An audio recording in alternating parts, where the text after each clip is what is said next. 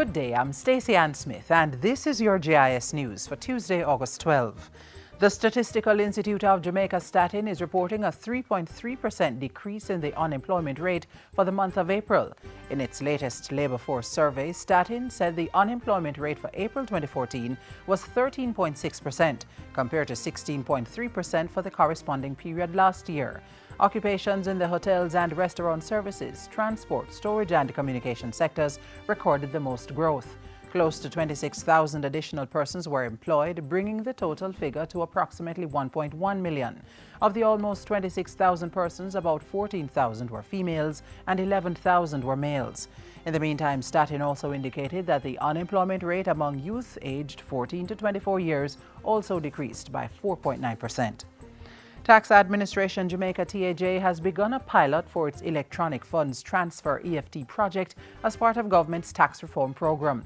Under the pilot, TAJ will begin paying income tax and pensioners' refunds directly into the bank accounts of customers. Beginning this month, individuals claiming refunds will therefore have to submit their banking details in order to get paid. Documents verifying the bank account number and type of account should also be submitted. Individuals are also reminded to complete the client information form as well as the income tax form when applying for refunds.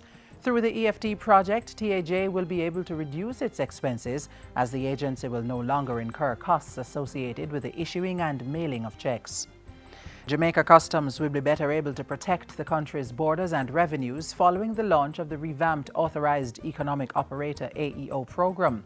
An AEO is a party involved in the international movement of goods that has been approved by Customs to process certain aspects of trade.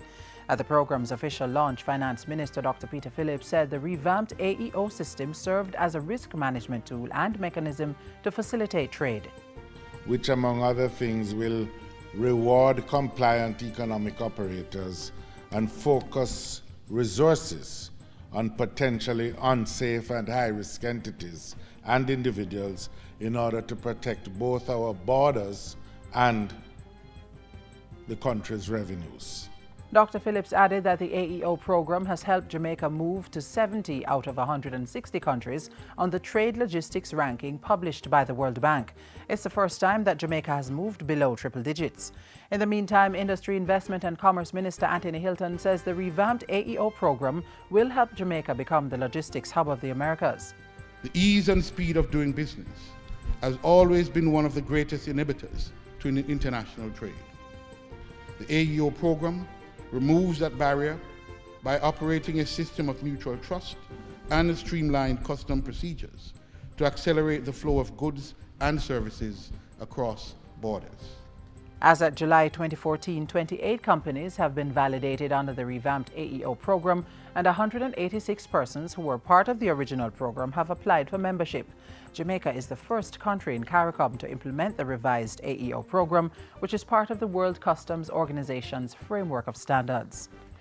Jamaica Promotions Corporation JAMPRO has joined forces with the operators of the Montego Bay Convention Center to attract more business for the facility.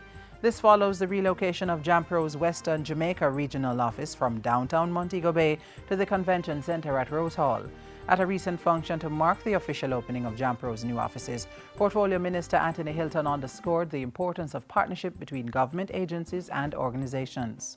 I think we're able to achieve much more by pooling our resources, our unique skills and collective wisdom to fashion a collaborative that will bring great benefits to Jamaica. JAMPRO's Western Regional Office provides assistance for local and international investors in the parishes of St. Anne, Trelawney, Hanover, Westmoreland and St. Elizabeth. And finally, Prime Minister Portia Simpson Miller has expressed condolences to the victims and people of China who have been affected by a recent earthquake in the Asian country. At the official opening of Segment 2 of the North-South Highway, which was constructed by China Harbour Engineering Company, the Prime Minister extended Jamaica's best wishes to the government and people of China. We regret the loss of life, the injury to more than 1,800 persons, and the massive destruction of homes and other infrastructure.